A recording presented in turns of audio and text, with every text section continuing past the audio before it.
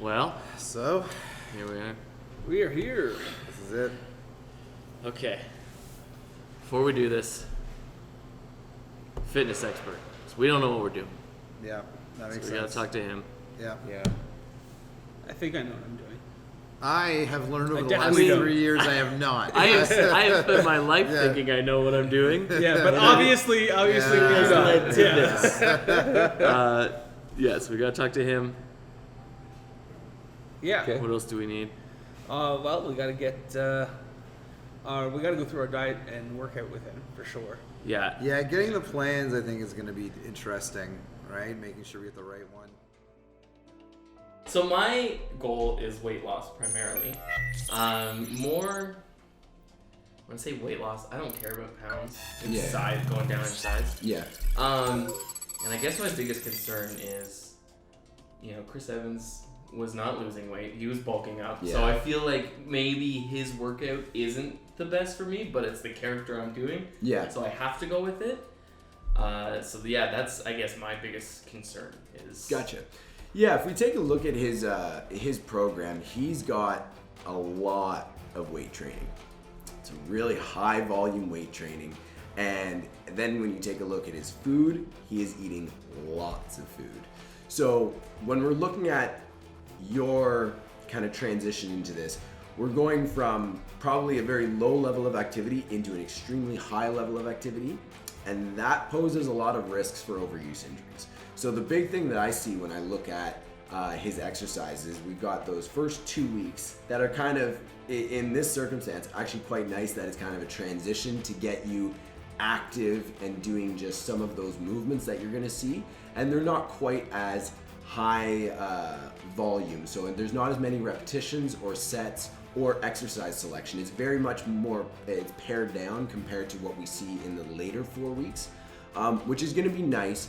It's probably best for you to just use that time to not worry about the weight you're moving in those workouts, and just worry about going through the motions, getting comfortable with the movements, doing them at whatever weight you feel comfortable doing, and getting used to those movement patterns before you go into the next 4 to 6 weeks. Because if you go in a little too heavy, you're gonna get really sore, and then when you have to transition into even higher volume, that's where we're gonna get into problems here. And then for the second stage, that one just scares me. That is insane. And like, not only is it insane, to the point where I'm like, this might break me. He was getting paid to be at the gym. Right. I can't spend the amount of time he No, was there. no. And I feel like these workout plans, or at least that second part of the workout plan, is gonna have me at the gym for like 3 hours or more. Yeah, there's a lot of time commitment based on how they're setting it up. So if we take a look at it here, we've got those first 5 exercises where you're doing 3 rounds of those exercises with 1 minute rest in between as your warm up, and then you have another 10 exercises of 4 sets. I'm telling you right now, that volume is going to be way too high. So what you're probably going to want to do is we'll take a look at the exercises and see where we have some redundancies. Obviously, when you're doing a workout that's geared towards upper body and you have 10 exercises, there's going to be some overlap in those exercises.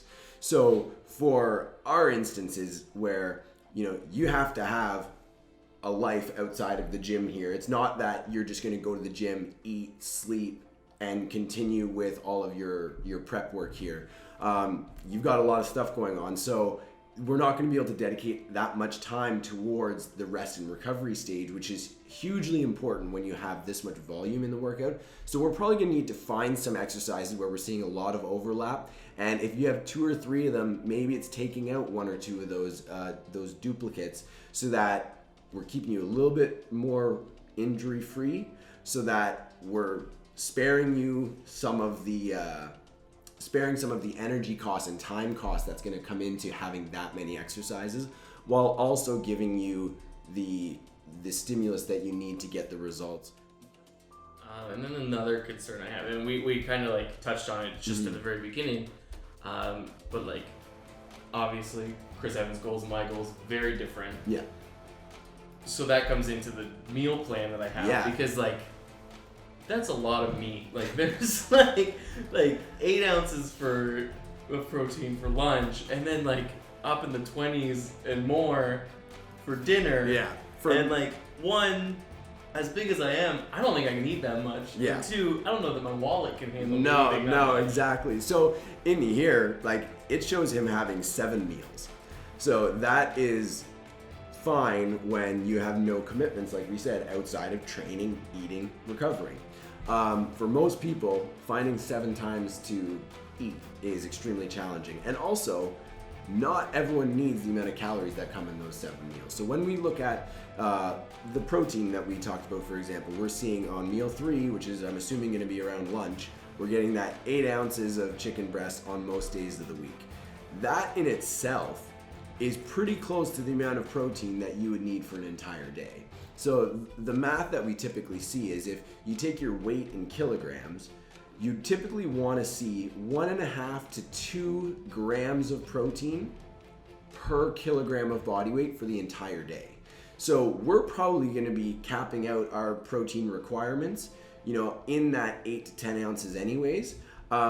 Anything outside of that is just extra filtering for your kidneys to do, and we're not really going to be reaping the benefits of that. We're kind of at the law of diminishing returns at that point, where right now you're just really making expensive urine at that point. So there's no point really going that overboard with the meat, especially, and especially because Chris Evans was really trying to bulk up, and for you, if we're focused more on the weight loss or the size decrease, it's not as much going to be the muscle building, it's going to be the trimming around the muscle, and obviously we want to build the muscle that's underneath, but it's going to be more making sure that we're getting an adequate stimulus that is going to result in us getting our caloric expenditure up and getting that the caloric deficit a little bit more and getting your weight to come down a bit more. So we're not going to be as focused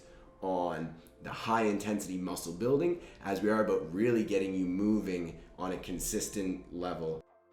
My goals are to put a bit of muscle on, Yep. lose any actual fat that's Yeah. on, and just tone up and be able to do more body weight stuff. Like, 'Kay. try to be able to do a pull up and do a push up. Gotcha. Yeah. Gotcha. Okay.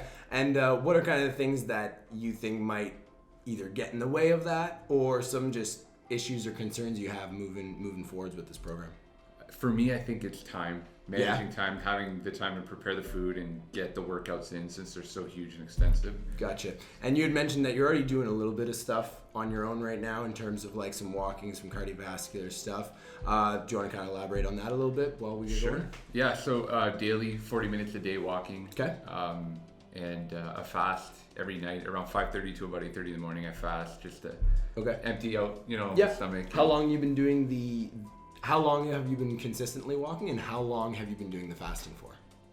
For a year. For a year, both of them have been about a year? Yeah, like the intermittent fasting I'll break from time to time. But you for go the out most drinking. part, you've been pretty consistent for about a year. The walking every day, 365. I'm up to almost 400 days now. Okay, that's awesome. I think it gives us really a good foundation to build off of, both with the aerobic base and with the nutrition. The aerobic base is great because the better your aerobic system is, the better you're going to be able to recover from all of these exercises. A lot of people think about it where, like, if my aerobic base is better, I can work out harder. But in reality, your body will also respond quicker from that entire workout. So if your aerobic base is high, you might be able to bounce back from that workout and not feel really, really sore the next day or the day after that when you're trying to go back to the gym. Okay. So that aerobic base is really good for just allowing you to recover, which is going to allow you to work out harder the next time you go. So that's going to give you a little bit of a leg up on some of the other guys potentially, in the fact that you've already got a little bit of routine going and you've got a little bit of a cardiovascular base. Beautiful. Now, you're saying time is a little bit of a thing that may cause some problems. So obviously when we're looking at your program, every day we kind of have you doing that 40-minute walk still. And then a lot of the days you've also got 15 to 20 minutes of yoga in there or some other activity, and then your weight training. Yeah. Now, with the time thing, that's going to be a difficult one because that whole thing is probably, if we're looking at it, day one we got 40 minutes of walking and 15 to 20 minutes of yoga. Already at an hour there, and you haven't even touched a weight. Yeah, I know. That's the part. That's probably going to be a challenge, like you've already kind of addressed. I think with that, it's definitely just getting intentional about setting up time as non-negotiable. Right. Not trying to shuffle it around in your schedule to make it work. Carve out, hour and a half, 2 hours to get your stuff done. It has to be done. That's just what it is. It's Okay. just like any other appointment you've got to keep during the day. The only thing is, it's an appointment with yourself. Okay. Right. Now with the exercise selection here, obviously a lot of these programs for actors are very upper body dominant. And that's completely fine. You're doing quite a bit of the walking and the yoga, which will help with some of the lower body stuff. Though we definitely want to make sure we're not disregarding Leg day. the legs there. Yeah. Like if I'm looking, we've got 7 days here, day 6 and 7 being kind of your like cross training. You kind of do whatever you want to do on those days 6 and 7. And then when we look at the other 5 days, we basically only got one of those days that's dedicated towards lower body. And if you think about the fact that lower body takes up half of your body weight, Yeah. and we're only taking 20% of the time to focus on those muscle groups, that's something where I see as a little bit of a hole. But these kind of programs are not designed for necessarily health and balance. They're usually much more aesthetically driven. Right. So we're gonna see that. Just keep that in mind, that there is a little bit more that could be done for the lower body, but for the sake of following the program that Star-Lord was doing here, it kind of is what it is, and everything else looks fairly balanced. And then with the meal plan, we've got the meal plan here, and obviously we're going to try our best to be adhering to our 15-hour fast. One thing that you do want to be aware of is, we were talking about recovery. Recovery is where you're going to regenerate your muscles from all those workouts. So if your food and caloric intake is too low, we're going to be missing some of that recovery, which increases the risk for those overuse injuries. Okay. So with the fasting, I'd like you to stick to the fast as much as you can. But if you're very undernourished that day, I'd rather you break the fast and get your calories in, Okay. than to try to stick to the fast and then go train hard the next couple days. That's where we're going to start to see some breakdown, some injuries starting to creep up in there. Okay. So the meal plan that we have here, it looks great. It's going to be a lot of food compared to what you're used to, but you're also doing a lot more than what you're used to. Yeah, the fuel. I need Exactly, the fuel for the exactly. Okay. I think as long as you can stay on top of yourself, it'll be pretty good. And with the base that you have, I'm not really too concerned about a whole lot, as long as you can stick to it with the consistency. That's the mental challenge. Exactly, That's what it exactly. is. That'll be Yeah. my biggest thing. So let's just start by talking about the overall goals you have of the program that Yes. you're doing for Thor's workout, and then some of the issues or concerns that you have moving forward with that. Absolutely. Obviously, I want to build some muscle. I like the muscle gain that I've had since I've been working out. Yeah. But I feel like I could really ramp that up to a specific degree. And that's Gotcha. that's what I want to focus on. But I Gotcha. also want to, even more than that, primarily focus on weight loss. Gotcha. Yeah. I would love to be like, I understand that a month and a half isn't enough to Yeah. set that up, but I would love to make that a baseline for Yeah. what I want to do moving forward. I think that's what we see a lot with these programs is the people in positions like yourself are coming at them from a different setup or a different approach than the actors are, who the actors typically are quite fit to begin with. And Yes. They're looking to just ramp things up for the movie. Yeah. Where we kind of have a little bit of a different approach, where we look at the program here and there is tons of reps and sets and repeating exercises in there that are really designed for the bodybuilding side of things, where realistically a lot of you and the other guys are looking more at using this as a template to try to get healthier, but it's not the same goal as some of the actors that were going into those roles. So it is going to be slightly different in that respect. My goal has always been to, we're doing the Average Avenger thing. We want to mimic that as closely as possible. But my idea has always been to mimic the intensity and the dedication they're showing. Exactly. More than the actual. Yeah, and what you'll see is like a lot of these exercises are exercises that are going to be very demanding on the body, and so the intensity, if the intensity is very, very high with all of the exercises they're doing, you're going to run into, you know, issues of potential burnout or injury risk just because you don't have necessarily the same baseline that some of these actors have going in. So with the intensity, usually what we recommend is, you know, start off a little bit lighter than you think you need to be, and then as you start getting a little bit more comfortable, you can start increasing that intensity once your body kind of figures out what's going on. But for right now, like when we're looking at things, you know, we've got 8 to 10 exercises every day. And we're looking at 3 to 5 sets of each with 60 to 90 seconds rest. That's a lot of work in a short period of time, right? So for a lot of these exercises, it's not going to be necessarily the weight that you're moving. It's just going to be getting through everything with good intentional movement. And consistency is going to be the big thing with you there, right? Because it's going to be easy to get a little too carried away at the beginning and then not be able to sustain that level of intensity through the entire program. How do you feel about the nutrition side of things that you provided? I mean, nutrition is always going to be my sticking point. Like as much as we talk about burnout and consistency and things like that through the workout. I've been able to keep up a workout on my own. You know, so I feel like in terms of the workout, maybe I will burn out just by being too overeager. But the more likely thing that I'm going to struggle with, I think, is on the diet side. I do like on your diet program that this is probably the only one where I see there's different caloric goals for your workout days and your rest days, which is good because you don't typically need all the excess calories on the days you're not working out.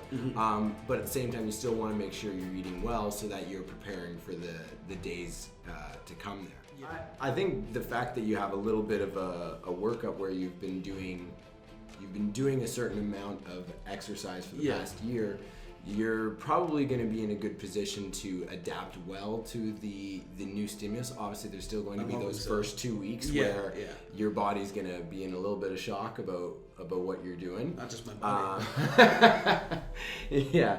But I think once you kind of get past those first couple weeks, then you'll notice that you'll probably start to fall into a little bit of a groove there. And with most people, the thing that I recommend is again, it's the consistency and the good intentional choices, where as long as you're doing a really good job 80 to 90% of the time in the weight room and also in the kitchen, you're going to see the results, because it's okay to have those 1 or 2 off days every now and then. As long as the trend is moving in the right direction, you're gonna be quite fine.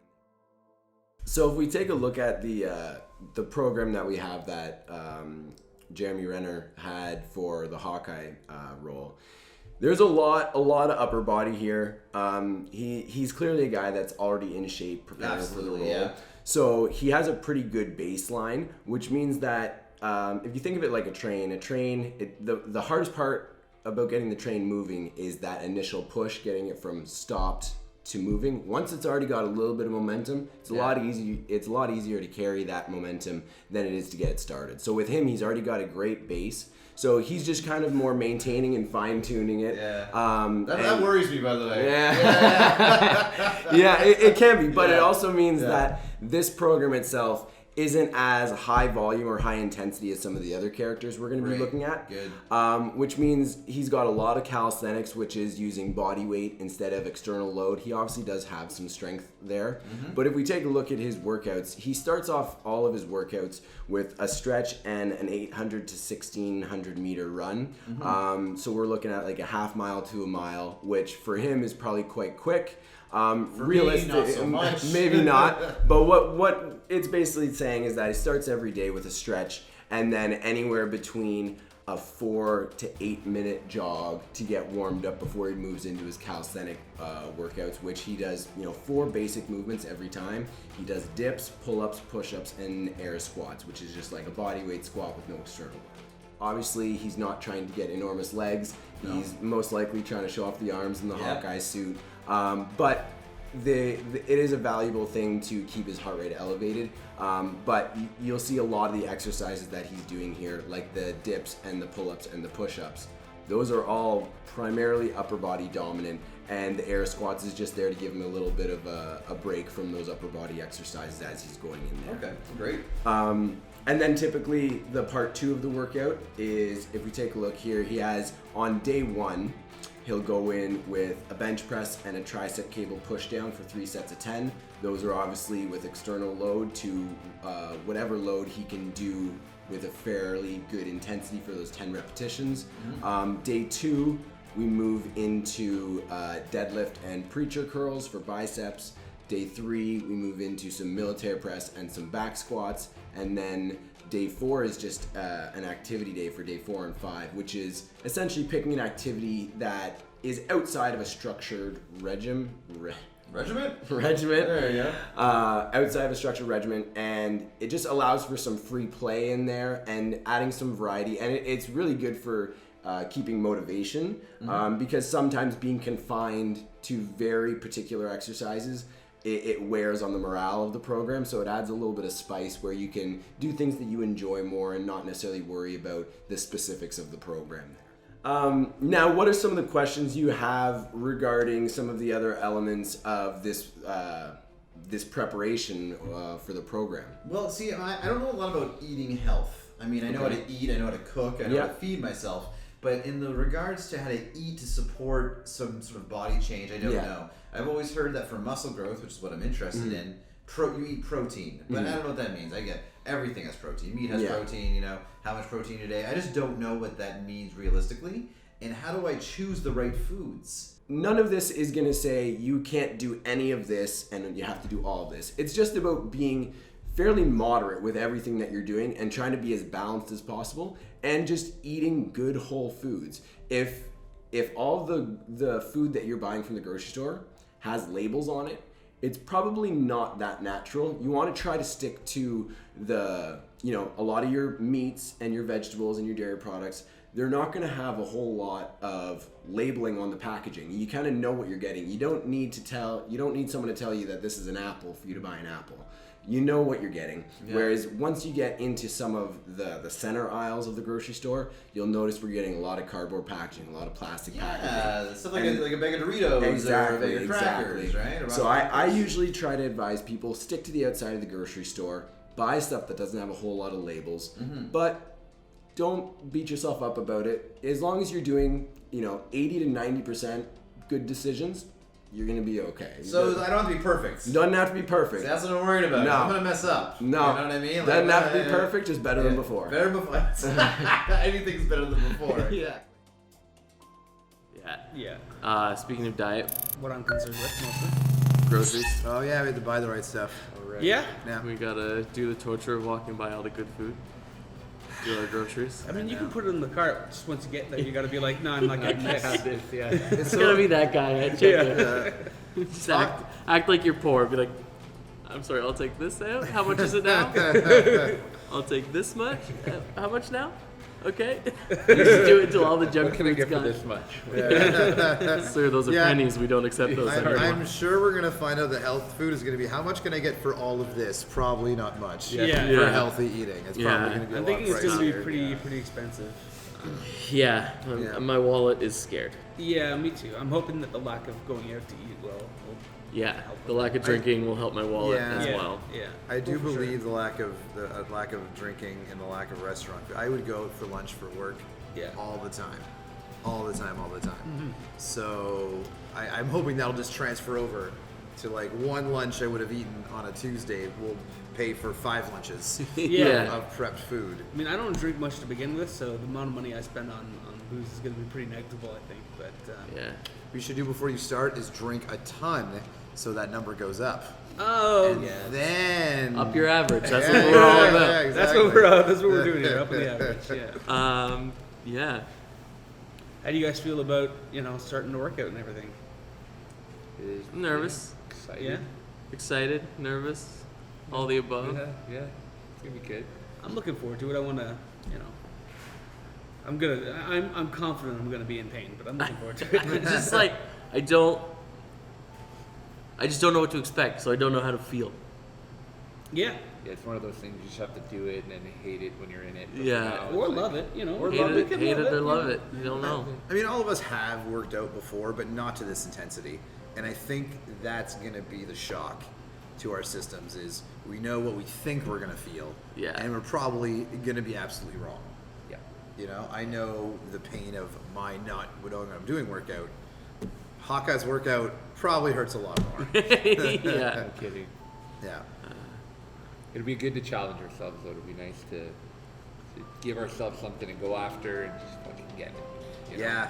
Yeah, it's going to feel pretty good a month and a half from now. Yeah. Or it's gonna feel. Or, we'll see. Or This is an experiment. Yeah, it might feel pretty good 2 months from now. Once we've fallen off the wagon and Yeah. both pencils again. Come see for the second series where we come back. We Yeah. raised the bar on our average this season. Next season, lower again. We're doing the Homer Simpson workout. Cool. Yeah. All right, well, let's. Well, I think there's nothing left but to do it. Yeah. All right, let's do this thing. Whoa. Cheesy. Whatever it takes. Was that what they say? Whatever it takes.